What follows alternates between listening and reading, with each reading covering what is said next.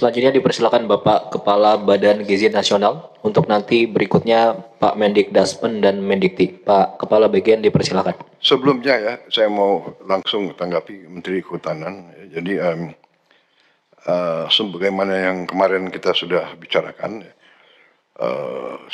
segera diverifikasi, diperiksa, diaudit semua perusahaan yang memegang konsesi yang tidak mentaati peraturan itu ditindak, ya, dilihat seberapa besar pelanggarannya dan itu dicabut. Ya, yang sudah Anda cabut kemarin itu 22 ya. 22 Pak, tapi ini masih bersifat nasional. Di Sumatera sendiri 116.000 Pak. Yang terkait dengan banjirnya nanti dikoordinasikan dengan Satgas PKH Pak, tapi tadi mungkin tidak bisa diekspos ke publik pada saat ini, tapi terus bekerja seperti perintah Bapak Pak. Oke, jadi jangan ragu-ragu kalau Anda perlu bantuan personil untuk investigasi, minta saja nanti ke KL lain, ya. Minta mungkin bantuan Polri, TNI, atau KL lain. Sekali lagi, siapa yang melanggar, kita langsung tindak, kita cabut. Kalau tidak salah, sampai hari ini kita sudah cabut 4 juta hektar. Yang 22 itu termasuk 4 juta itu. Izin Pak, beda itu yang 4,2 itu penertiban sawit dalam kawasan Bapak. Ya. Ini PBPH Pak, perizinan berusaha di kawasan hutan Pak. Oh, sudah cabut 1 juta lagi berarti Sudah jadi 1,5 juta Pak. Sudah 5 juta yang kita cabut. Ya, pokoknya jangan ragu-ragu. Ya, siapa yang melanggar, langsung kita cabut. Ya, terima kasih. Terima kasih Pak Seskap. Yang terhormat Pak Presiden, yang terhormat Bapak Wakil Presiden, Bapak Ibu sekalian Kabinet Merah Putih, izin saya menyampaikan sampai hari ini sudah ada 17.555 satuan pelayanan pemenuhan gizi yang sudah melayani 50.390.880 di 38 provinsi, di 509 kabupaten, dan di 7.022 kecamatan.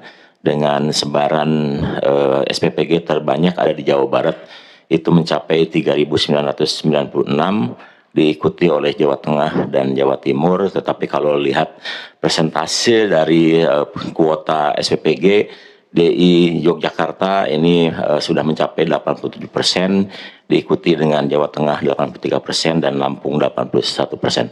Jawa Barat sendiri meskipun tertinggi baru mencapai 80%, secara nasional SPPG yang sudah terbentuk 59%.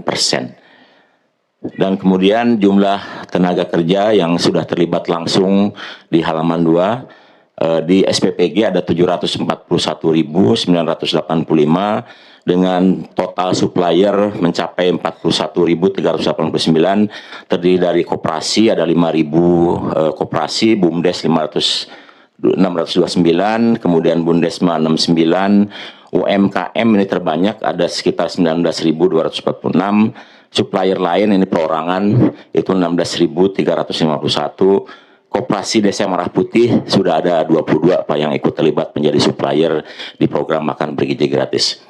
Kemudian selain kita membangun SPPG di daerah aglomerasi, kita juga membangun SPPG di daerah terpencil di halaman 4.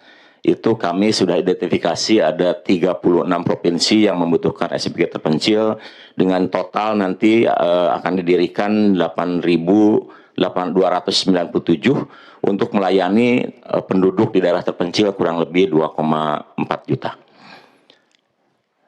Dan kemudian kalau kita lihat halaman 5, bangunan yang menjadi SPPG itu dari mana saja, ternyata setelah kita lihat 4.175 adalah bangunan baru, 3.970 mengkonversi rumah tinggal menjadi SPPG, kemudian 2.985 berasal dari rumah toko, kemudian 320 dari rumah kantor, kemudian ada juga gudang 1.419, rumah makan ini mencapai 1.084, hotel, ada hotel juga yang berubah menjadi SPPG ada 113, Kemudian ada kantor yang berubah 277, sarana olahraga ini rata-rata futsal 388, showroom baik motor maupun mobil ini ada 77, lainnya masih 1.600 kita masih data. Dan terkait dengan serapan anggaran sampai siang ini kita sudah menyerap 58 triliun atau mencapai 81%. Dan alhamdulillah surat dari Kementerian Keuangan sudah keluar untuk optimalisasi karena ada pagu anggaran yang harus kita alihkan terkait dengan tidak mungkin terserap kalau kita tidak alihkan. Terima kasih untuk Menteri Keuangan.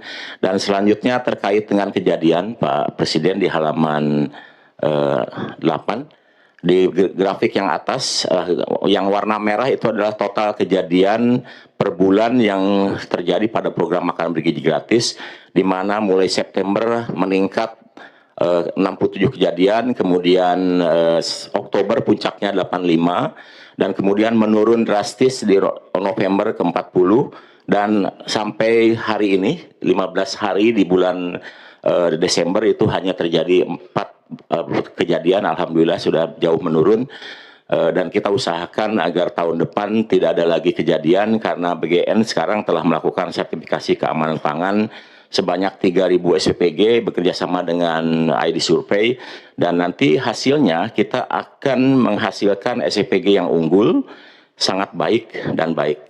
Mudah-mudahan dengan sertifikasi ini tidak ada lagi kejadian yang akan dialami untuk program makan bergizi tahun 2026.